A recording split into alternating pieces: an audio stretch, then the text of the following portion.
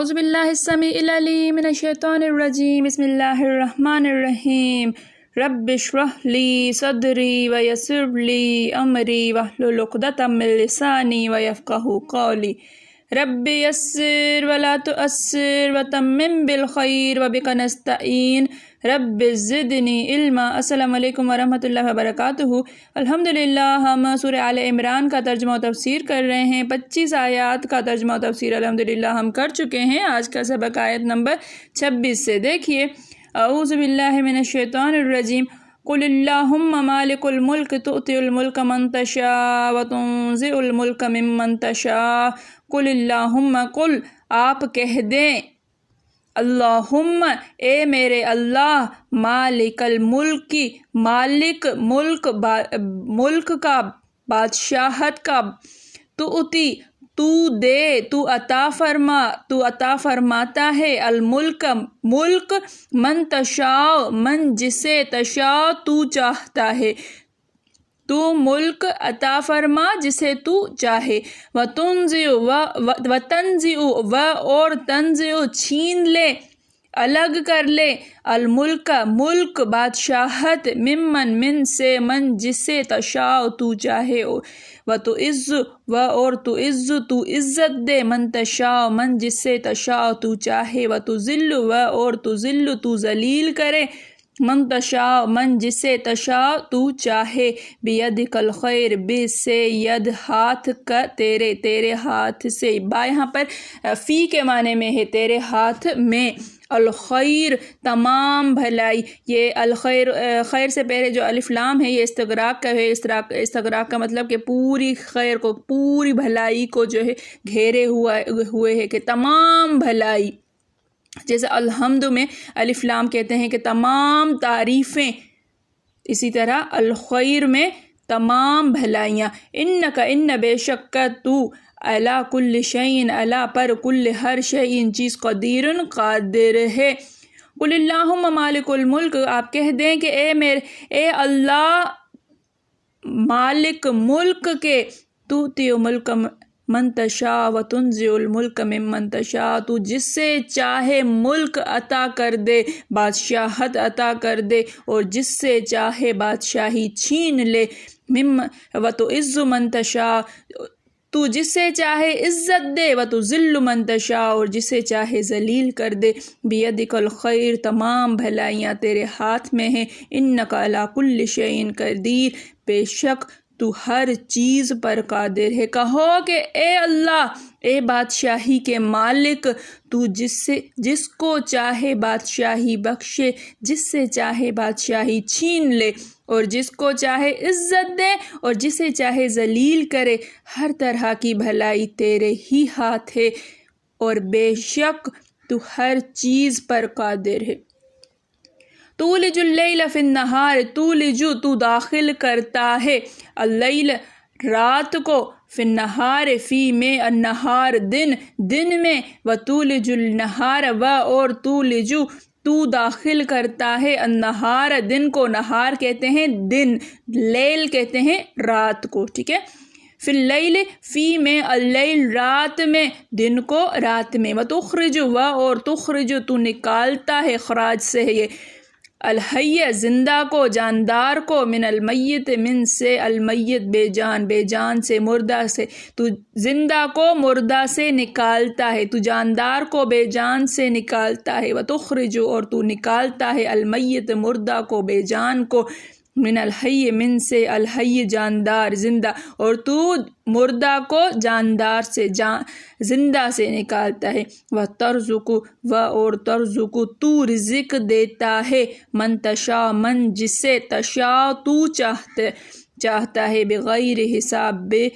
سے، غیر حساب بغیر حساب کے، بے حساب، تولج اللیل فی النہار تو داخل کرتا ہے رات کو دن میں، وتولج النہار فی اللیل اور تو داخل کرتا ہے دن کو رات میں، وتخرج الحی من المیت اور تو نکالتا ہے زندہ کو مردہ سے، وتخرج المیت من الحی اور تو نکالتا ہے مردہ کو زندہ سے، ترزق من تشاء، اور تو رزق دیتا ہے جسے چاہتا ہے، بغیر حساب، بغیر حساب کے، بے حساب، تو جسے چاہتا ہے بے حساب رزق دیتا ہے۔ تو ہی رات کو دن میں داخل کرتا اور تو ہی دن کو رات میں داخل کرتا ہے، تو ہی دن کو رات میں داخل کرتا ہے، تو ہی بے جان سے جاندار پیدا کرتا ہے اور تو ہی جاندار سے بے جان پیدا کرتا ہے، اور تو ہی جس کو چاہتا ہے بے شمار رزق بخشتا ہے۔ اللہ تعالیٰ کی مالک الملک کی حمد و ثنا ہو رہی ہے۔ اللہ تبارک و تعالیٰ فرماتا ہے کہ محمد صلی اللہ علیہ وآلہ وسلم آپ کہہ دیجئے، قل، آپ کہہ دیجئے۔ اللہ تعالیٰ سکھا رہا ہے، رب تعظیم کرنا سکھا رہا ہے۔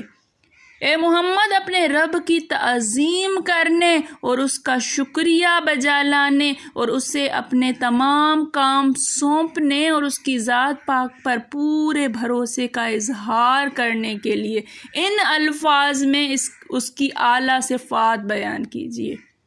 یہ ہے اللہ تعالیٰ کے سپرد کر دینا اپنی ہر چیز۔ اللہ تعالیٰ خود سکھا رہا ہے کہ مجھ سے کس طرح سے مانگو، میری صفات کے ذریعے سے کس طرح سے عرضی پیش کرو، کس طرح سے اپنے کام میرے حوالے کر دو۔ اس کی ذات پاک پر پورے بھروسے کا اظہار کرنے کے لیے ان الفاظ میں اس کی اعلیٰ صفات بیان کیجئے جو اوپر بیان ہوئی ہیں۔ یعنی اے اللہ تو مالک الملک ہے، تیری ملکیت میں تمام ملک ہے، جس سے تو چاہے حکومت دے اور جسے چاہے اپنا دیا ہوا واپس لے لے، تو ہی دینے اور لینے والا ہے، تو چاہتا ہے ہو جاتا ہے اور جو نہ چاہے ہو ہی نہیں سکتا۔ اس آیت میں اس بات کی بھی تنبیہ اور اس نعمت کے شکر کا بھی حکم ہے جو آن حضرت صلی اللہ علیہ وسلم اور آپ کی امت کو مرحمت فرمائی گئی کہ بنی اسرائیل سے ہٹا کر نبوت نبی عربی قریشی امی مکی حضرت محمد مصطفیٰ صلی اللہ علیہ وآلہ وسلم کو دے دی گئی، اور آپ کو مطلقاً نبیوں کے ختم کرنے والے اور تمام انس و جن کی طرف رسول بن کر آنے والے بنا کر بھیجا۔ تمام سابقہ انبیاء کی خوبیاں آپ میں جمع کر دیں، بلکہ ایسی فضیلتیں آپ کو دیں کہ جن سے اور تمام انبیاء بھی محروم ہیں، خواہ وہ اللہ کے علم کی بابت ہوں یا اس رب کی شریعت کے معاملے میں ہوں جو گزشتہ اور آنے والی خبروں کے متعلق ہوں۔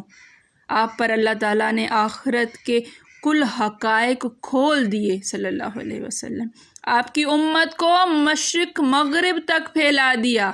آپ نے دن اور رات، دن اور آپ کی شریعت کو تمام دینوں اور کل مذہبوں پر غالب کر دیا۔ اللہ تعالیٰ کا درود و سلام آپ صلی اللہ علیہ وسلم پر نازل ہو۔ اب سے لے کر قیامت تک، جب تک رات دن کی گردش بھی رہے، اللہ آپ پر اپنی رحمتیں دوام کے ساتھ نازل فرماتا رہے، آمین۔ اللہم صلی علی سیدنا محمد وعلی آل محمد۔ پس فرمایا کہ کہو اے اللہ تو ہی اپنی خلق میں ہیر پھیر کرتا ہے، جو چاہے کر گزرتا ہے۔ جو لوگ کہتے تھے کہ ان دو بستیوں میں سے کسی بہت بڑے شخص پر اللہ نے اپنا کلام کیوں نہیں نازل کیا، اس کی تردید کرتے ہوئے اللہ نے فرمایا اَهُمْ يَقْسِمُونَ رَحْمَتَ رَبِّكَ، کیا تیرے رب کی رحمت کو بانٹنے والے یہ لوگ ہیں؟ اللہ کی مرضی ہے جسے نبوت عطا فرمائے کہ یہ اللہ تعالیٰ کا کرم۔ اللہ تعالیٰ کہہ رہا ہے کہ میرا شکریہ ادا کرو۔ دیکھیے لکھا ہوا ہے کہ اس یہ جو اللہ تعالیٰ نے نعمت عطا فرمائی ہے، نبی کریم صلی اللہ علیہ وآلہ وسلم کا عرب میں مبعوث ہونا، ہمیں نبی کریم صلی اللہ علیہ وآلہ وسلم کا امتی بنانا، نبی کریم صلی اللہ علیہ وآلہ وسلم کو یہ تمام چیزیں عطا فرمانا، علوم عطا فرمانا، تمام مذہبوں پہ، تمام دینوں پہ ہمارے دین کو غالب کر دینا، یہ اللہ تعالیٰ کی نعمت ہے اور مقام شکر ہے۔ کیا یہ تیرے رب کی رحمت کو بانٹنے والے ہیں؟ جب ان کے رزق تک کے مالک ہم ہیں، اللہ تعالیٰ فرماتا ہے، جسے چاہے کم دے، جسے چاہے زیادہ دیں۔ تو ہم پر حکومت کرنے والے یہ کون ہے یہ کہنے والے کہ اس کو نبوت ملنی چاہیے تھی، اس کو نہیں ملنی چاہیے تھی؟ بنی اسرائیل ہوتے کون ہیں یہ کہنے والے کہ نبوت تو بنی اسرائیل کی ہی ملکیت ہے، کہ نبی آخر الزماں بنی اسرائیل میں ہی مبعوث ہونا چاہیے تھا، فلاں کو نبی کیوں نہیں بنایا، فلاں کو نبی کیوں بنایا؟ اس طرح سے کہنے والے یہ ہوتے کون ہیں؟ نبوت بھی ہماری ملکیت کی چیز ہے، ہم ہی جانتے ہیں کہ اس کے دیے جانے کے قابل کون ہے۔ جیسے سورہ انعام میں فرمایا اللہ اعلم حیث یجعل رسالتہ، اللہ تعالیٰ خوب جانتا ہے جہاں کہیں اللہ تعالیٰ اپنی رسالت نازل فرماتا ہے۔ اور جگہ فرمایا انظر کیف فضلنا بعضهم علی بعض، دیکھ لے کہ ہم نے کس طرح ان پر آپس میں ایک دوسرے پر برتری دے رکھی ہے، بعض کو بعض پر فضیلت دے رکھی ہے۔ پھر فرماتا ہے کہ تو ہی رات کی زیادتی کو دن کے نقصان میں بڑھا کر دن کو برابر کر دیتا ہے،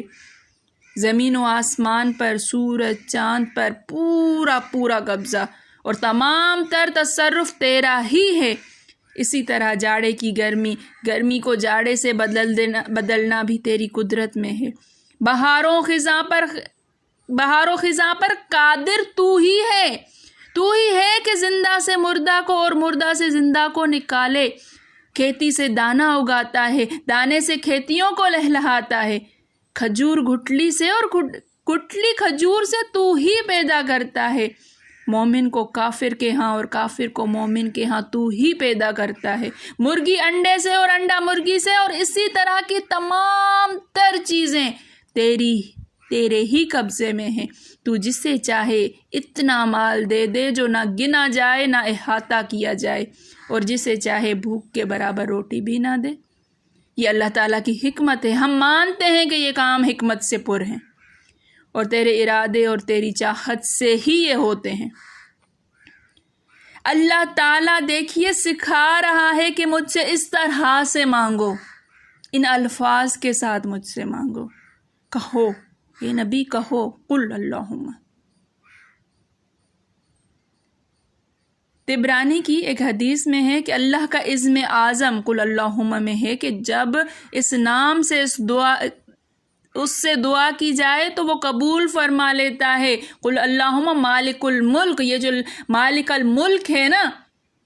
یہ اللہ تعالیٰ کا اسم اعظم ہے، مالک الملک۔ اپنی دعاؤں میں یہ اللہ تعالیٰ کا صفاتی نام لے کر اللہ تعالیٰ کو پکارا جائے تو دعائیں قبول ہوتی ہیں، حدیث موجود ہے۔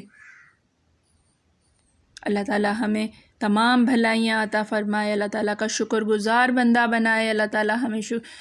شکر کرنے والی زبان اور ذکر کرنے والا دل عطا فرمائے، اللہ تعالیٰ سمجھنے کی توفیق عطا فرمائے، اللہ تعالیٰ ہمارے دلوں کو